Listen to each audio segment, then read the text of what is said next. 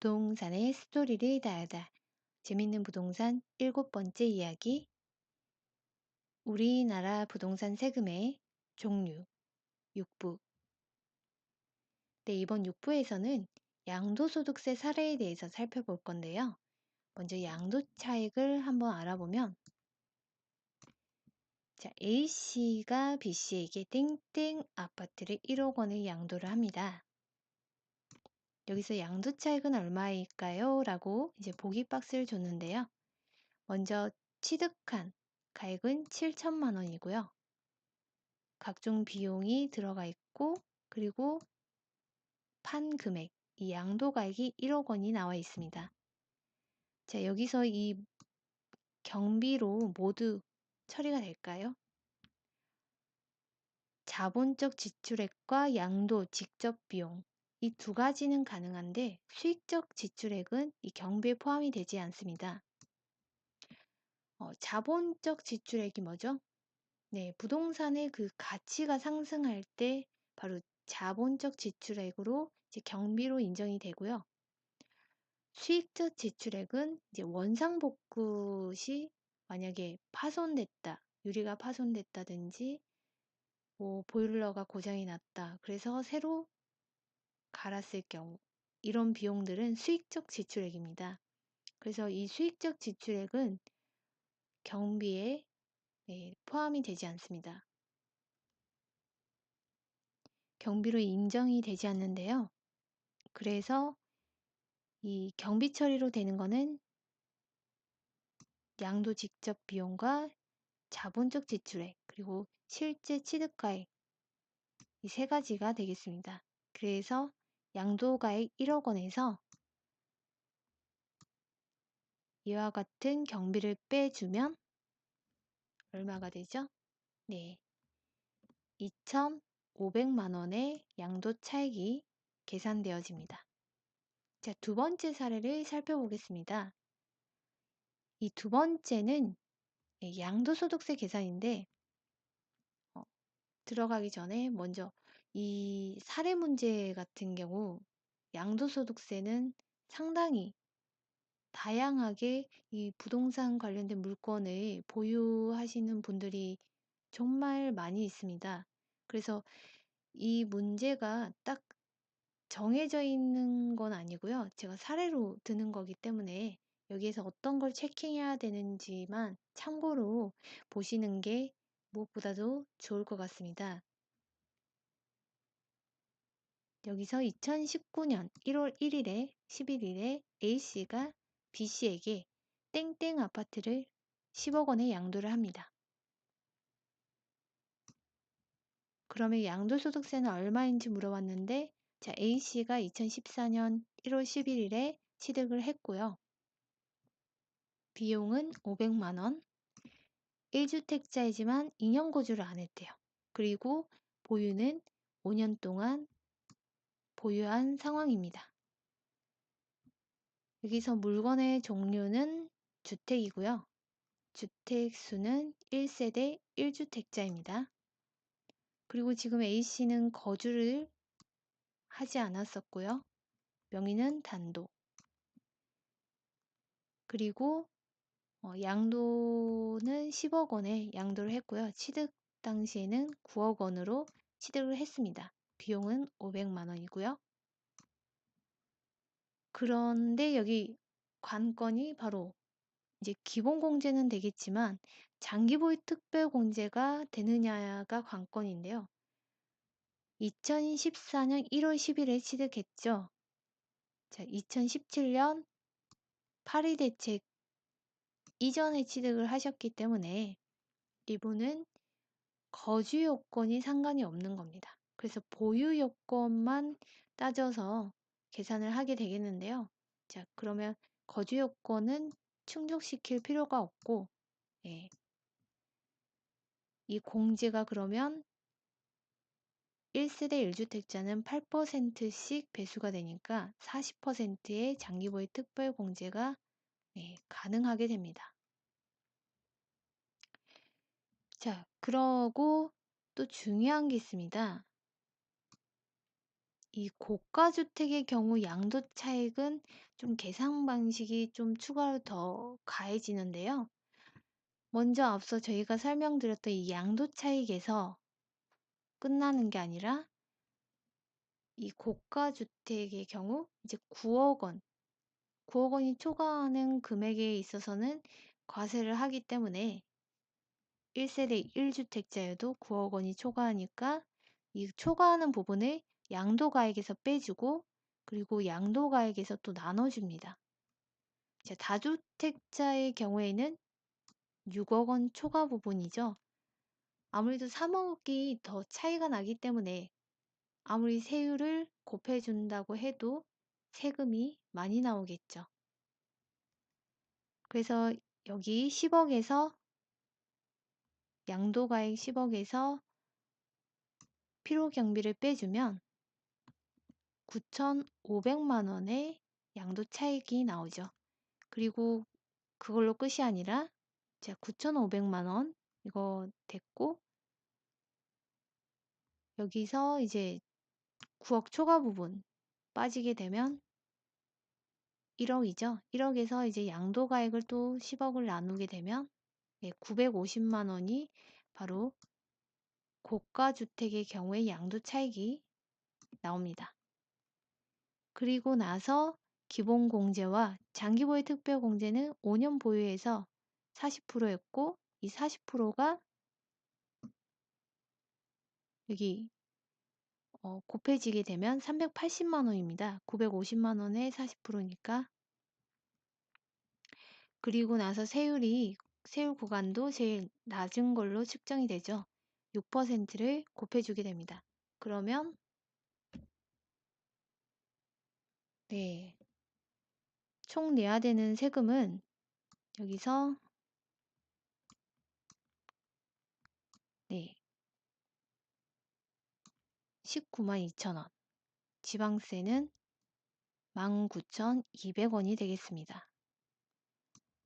여기서 또 중요한 게 바로 국세와 지방세 두 개를 낸다는 거예요. 양도소득세는 국세이기 때문에 세무서에 신고 납부를 합니다. 하지만 국세만 내는 게 아니라 거기에 따른 10%를 또 지방세로 내게 되어 있습니다. 그래서 이 부분도 나중에 예상을 하시고 비용 처리로 같이 계산을 하시는 게 좋을 것 같습니다. 여기 참고로 또 제가 그 홈택스에서 양도소득세를 미리 계산하는 방법이 나와 있습니다. 계산기가 있는데요. 그거를 여기 맞게 뭐 양도가액이 얼마인지 뭐 취득가액이 얼마인지 다 이 칸이 있으니까요. 여기에다가 다 채워 넣으시고 그리고 계산을 하시면 이 납부해야 될 세액과 또 지방세를 또 얼마 정도 납부를 해야 되는지 지방소득세 이 납부세액이 나옵니다. 그렇기 때문에 이거를 한번 많이 활용하시는 것도 좋을 것 같고요.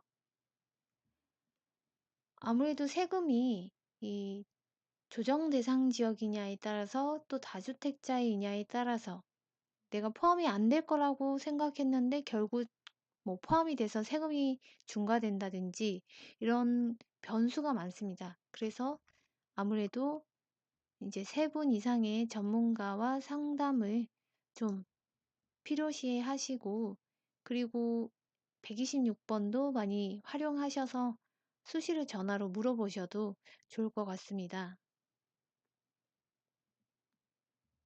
자, 그 다음 세 번째 사례입니다.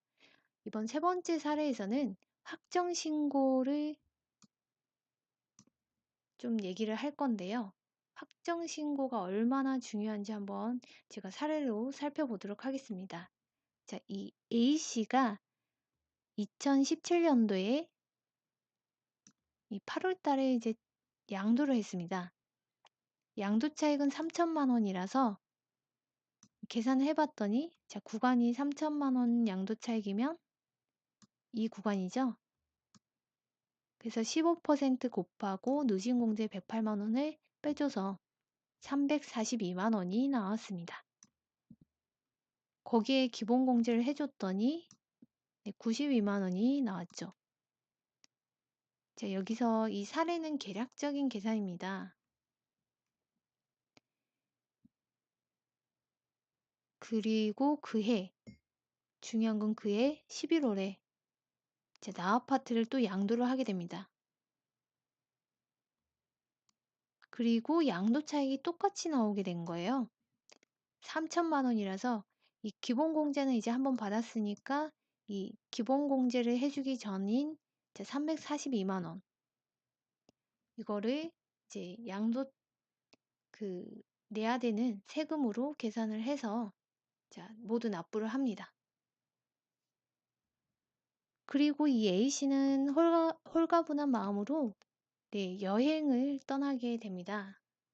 그 다음 연도에 여행을 떠나게 되는데 2018년 7월 달에 집에 도착하니 양도소득세 미납 부분이 있다고 납부해야 된다는 통지서를 받게 됩니다. 자, 여기서 그 이유는 뭘까요? 그 이유는 제가 여기서 설명을 드렸죠. 하지만 그 내용을 한번 살펴보도록 하겠습니다. 먼저 이 A씨가 납부한 세금입니다. A씨는 총 434만 원을 냈죠. 자, 처음에는 양도차익이 3천만 원에 이제 세액 계산을 해보니까 92만 원, 그리고 342만 원을 더했더니 434만 원이 나왔습니다. 하지만 여기서 문제가 이제 하나만 팔았을 경우에는 예정신고 납부 시 이 금액이 맞을 수는 있겠지만 확정신고 납부 시 그 작년도에 그 전년도에 하나만 판 게 아니라 두 개를 팔 경우 양도 차익을 합산해서 세율을 곱해줍니다. 그러면 그만큼 세금이 더 나오게 되겠는데요. 그렇게 되면 이제 냈어야 되는 세금은 기존에 3천만 원 양도 차익이 생겼고, 그리고 또 두 번째 팔았을 때 3천만 원 양도 차익이 생겼죠. 그래서 합해서 이 양도 차익이 6천만 원이 됩니다. 그러면 이 6천만 원 구간은 바로 여기죠. 그리고 과세 표준액이 24%, 기본 공제를 한번 빼주게 되면 총 668만 원이 됩니다. 무려 234만 원이나 차이가 나는 거죠. 각각 계산했을 때는 그만큼 세율이 줄게 됩니다. 하지만 이 우리나라는 그 양도차익 그 한 해 동안을 합산해서 양도소득세를 계산하도록 되어 있습니다. 그래서 확정신고가 있는데요. 결국 이 확정신고 납부를 하지 않게 되면 이렇게 세금이 가상세까지 붙어서 내야 될 수 있는 상황이 생깁니다. 그렇다면 이 A씨는 어떻게 해야 될까요? 네, A씨는 먼저 두 가지 방법이 있습니다. 예정신고 시 이제 첫 번째 양도를 했을 때는 이제 두 번째 것도 팔려고 마음을 먹었어도 이제 못 파는 경우도 있죠. 이제 첫 번째는 그대로 예정신고 납부를 합니다. 근데 두 번째 한 해 동안 두 번째 팔게 될 경우에는 앞서 이 계산한 그 세금과 세금 납부한 내역과 이 그 다음에 납부해야 할 내역, 그러니까 양도 차익을 합해서 앞서 낸 거는 빼주고 그 다음 나머지 거는 합한 가액으로 계산을 해야 된다는 거죠. 그래서 두 번째에 양도 차익을 합산하고 납부한 금액을 제외한 금액만 이제 또 신고 납부를 하면 그 다음 그 확정 신고 때 금액이 같아지니까 문제가 되지 않습니다. 그리고 5월달 두 번째 방법은 5월 달이 바로 확정신고 납부 기간이죠.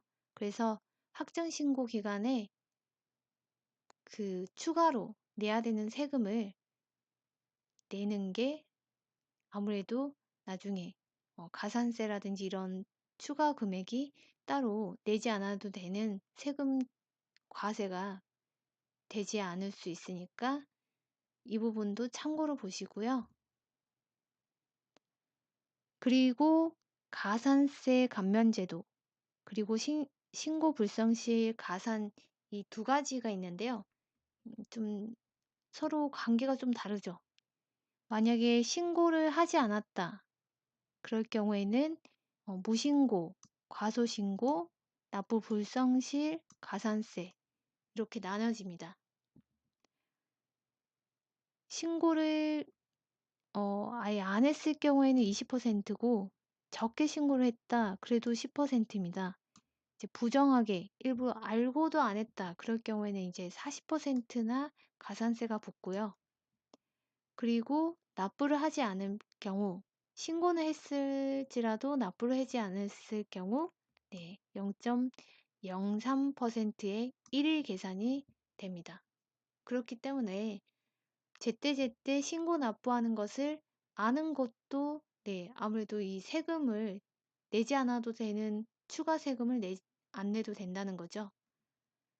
만약에 내가 몰랐는데 이런 상황이 생겼다. 그러면 정말 빨리 신고 납부를 하시는 게 좋습니다. 왜냐하면 이제 6개월 이내, 6월 이내, 6월 이내에 수정 신고를 할 경우 50%, 1년은 20, 2년은 10% 상당하는 금액, 딱 정해진 게 아니라 상당하는 금액을 이제 가산세 부분에 감면을 해줍니다.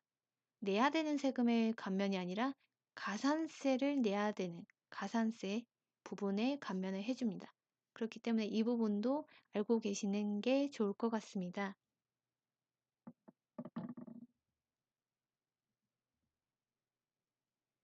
자, 우리나라 조세 1부부터 지금 6부까지 취득했을 때, 보유했을 때, 양도했을 때 이 중요한 세금 부분을 저와 함께 다뤘는데요. 그리고 또 국세와 지방세로 나눠서 국세에 관할하는 세금과 지방에서 관할하는 세금 이렇게 나눠서 한번 알아봤었는데요. 양도소득세가 좀 특히 많이 변수가 많다고 말씀을 드렸는데 여기서 홈택스에 양도소득세 미리 계산하는 게 있습니다. 여기서는 이제 로그인을 하셔가지고 이 계산을 수시로 해보시는 것도 좋은데요. 이 계산해 본다고 신고하고 납부가 되는 게 아니라 계산만 참고로 하셔도 좋으니까 되는 거니까 부담 갖지 않고 들어가서 한번 해보시는 것도 좋습니다. 그리고 나중에 그 양도를 할 때 하기 전에 미리 참고로 해보시면 그만큼 중과된다는 것도 체크도 되고 그리고 지역이 중과되는 지역인지도 확인이 가능하니까요. 반드시 홈택스를 많이 활용하시는 게 좋을 것 같습니다. 이렇게 부동산은 미리 예측하지 못하는 경우가 상당히 많습니다. 지속적으로 이런 정보에 노출이 되고 또 관심을 계속 갖다 보면 나중에는 이 경우에 대한 예측뿐만 아니라 좀 더 지혜롭게 해결할 수 있는 방법까지 알 수 있을 거라 생각됩니다. 자, 이상으로 긴 시간 동안 지켜봐 주신 이 세금 시청해 주셔서 감사하고요. 다음 시간에는 주택임대사업자와 일반 임대사업자를 좀 비교 분석해 보는 시간을 갖도록 하겠습니다. 재밌는 부동산 스토리 7화 끝.